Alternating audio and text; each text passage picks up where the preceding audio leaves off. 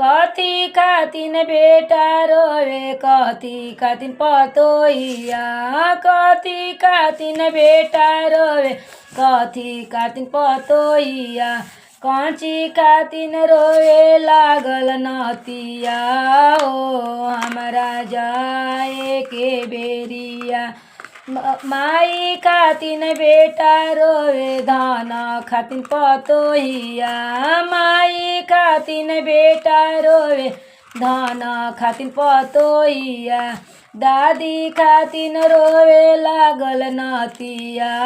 ओ हमरा जाई के बेरिया शिव गुरु भेंजले बाड़न डोलिया